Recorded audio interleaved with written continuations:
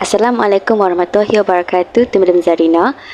Today our group, which is group 10, will be presenting the topic of roles of government towards residential overhang in Malaysia. My name is SAFIYYAH binti RAMLEE and my metric number is 2022604054. Hi, Assalamualaikum. My name is HANIS NADHIRAH binti HALIM. My metric number 2022848576. Assalamualaikum and a very good morning to Madam Zarina. My name is NURUL binti ANUAR. We continue to the introduction. For the introductions, in general, residential overhang is the excess supply of the surplus of residential properties which could occur in certain market, regions or country. As an example of country that are experiencing the residential overhang or experience economic crisis is United Kingdom and Ireland. Due to this event, their government took the initiative to give money as support to first-time home buyers, and other than that, they also removed any unsold properties from the market, and lastly, they established a housing association to buy any new buildings.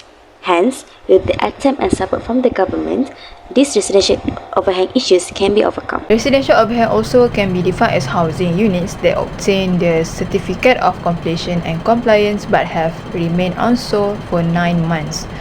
There were 32,330 units of unsold properties in 2018. The year 2020 recorded a previous low point with 29,565 units remain unsold in Malaysia. We'll continue present for this part the roles of government to overcome the residential overhang with government policy. Okay, the first one is Housing and Urban Development HUD. It is designed to tackle housing and urban development, or we should call the area of town and cities, guarantee the affordable price and high quality housing. It also encouraging sustainable urban growth and enhance the housing condition. In this policy, the program called Public Housing Program. This program helped to aim for low-income household, which is provided the affordable rental units. So it helps family who need house and to prevent homelessness. By reducing housing expenses, this enables family to allocate more resources toward necessities like food, childcare, and healthcare service. One of the projects under the public housing program called Youth Transit Housing. This project was under the Ministry of Housing and Local Development. Their objective is to offer housing towards group of B40. These properties are intended for rental purposes, so rental price will be lower in range from 20% to 30%. There will be 7,448 units constructed in Selangor and Kuala Lumpur. It can save a portion of the monthly rental payment, which will be returned to the tenant in form of accumulated amount. For the next role is encouraging rental market. This policy is aimed to convert the unsold property into rental units. It is important to foster a robust rental market through the implementation of the Residential Tenancy Act and the creation of a tenancy tribunal which can protect the rights of both tenants and landlords. The government has been offering tax incentive towards landlord to deduct various rental-related expenses such as mortgage interest on loan and assessment and quick rent. This program called Rent to Own, which to provide to prospective homeowners to get the initial 10% down payment. For the first-time home buyers are able to initially lease a property, and the lease period from range 5 years to 20 years. Once the agreement ends, buyers can acquire the land and has the ability to secure the purchase. The next role is increasing the demand for existing demand. It means the government is offering rental rebates.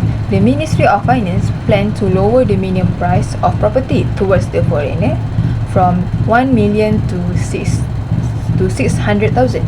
So the property developers can increase their price randomly to meet the RM 600,000. The Premier Visa Program (PVIP) is to attract foreigners to invest and live in Malaysia for a period of 20 years. The foreigner granted the ability to acquire the residential or commercial real estate. This program was inspired by Thailand, where wealthy individuals, retirees and highly skilled professionals will get a 10-year resident property. The other rules from the government towards the residential overhang issue in Malaysia is by establishing Home Ownership Campaign, also known as HOC. The main purpose of this establishment is to increase home ownership and curb the residential overhang issue. It was first introduced on 1st January 2019 and ended on 31st December 2021. The reason this campaign ended is because it was established during the COVID-19 outbreak, where there are many properties that are being left empty and unoccupied during that time. However, in the meantime, there are increasing in demand of home ownership by the people who are lack financially. Hence, the government provide financial relief to home buyers following the COVID-19 outbreak by introducing HOC. Moving on, it is also important to acknowledge the home ownership campaign eligibility before applying for it. So the first eligibility of HOC, or the requirement for it only eligible to registered properties under Syaridah, Syedah and Rehdah. Syaridah is the registered property which located in Sabah, and Syedah is registered properties which is located in Sarawak, and Rehdah is located in Peninsular Malaysia. Other than that requirement, the sale and purchase agreement, which is also known as SPA, must be stamped between 1st June 2020 and 31 December 2021. Any date that is being stamped before or after the date is considered as unacceptable and ineligible.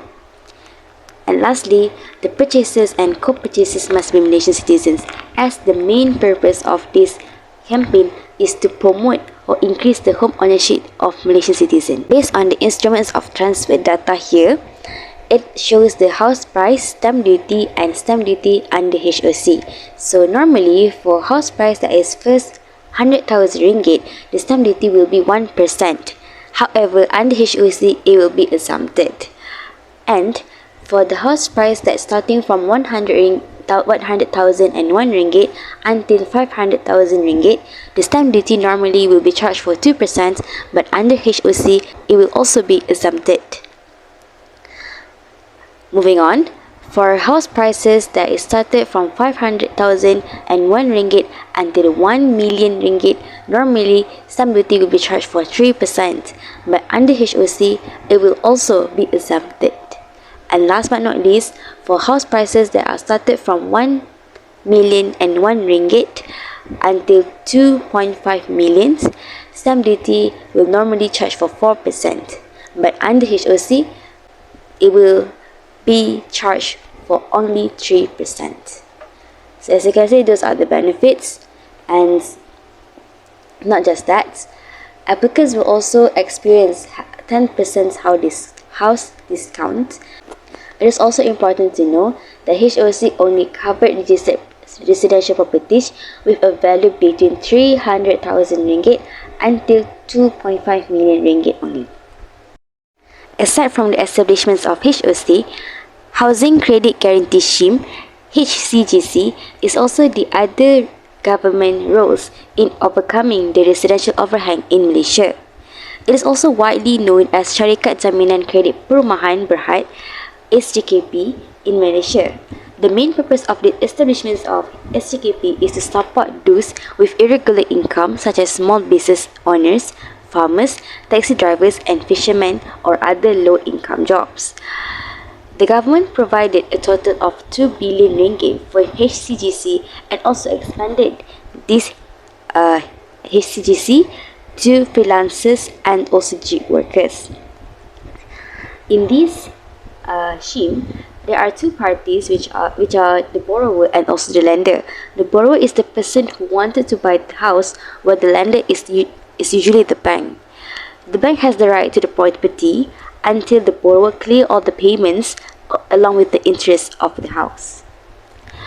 The government will provide a funding limit with a total of 500,000 ringgit, including principal financing amount, legal fees, appraisal fees, mortgage reducing term insurance, mortgage reducing term takaful, HTO, which all of this is included under mortgage protection policy. Without the protections for mortgage policy, if the person who bought the house died or experienced permanent disability, if the installment payments are not continued by the family members as usual, then the bank will auction the house, as the bank has the right to the property. Of HCGC, it can lasted more than 35 years or any years earlier than that.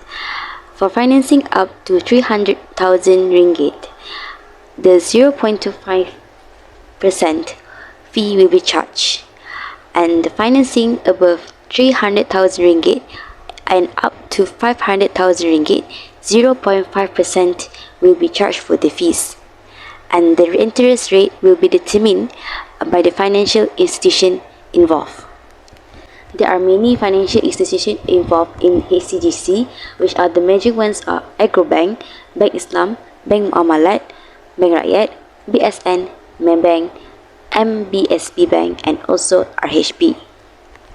As for the eligibility of applying HCGC, it must be 18 years old and above who have irregular income, and it only can be applied to the first time purchaser of new residential house or existing house or an auctions house to live. The individual also have no CCRIS overdue record of more than 2 months for the most recent 12 months periods.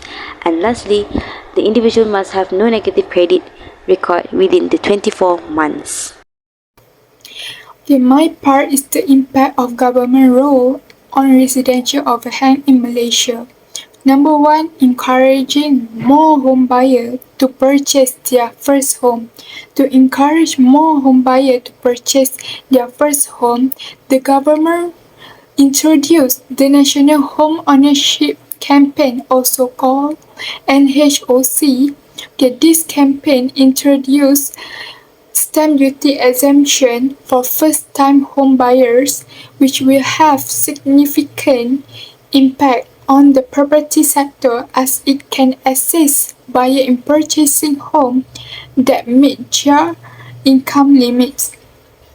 And this matter has gained support from the public because this initiative will encourage more home buyers to purchase their first home.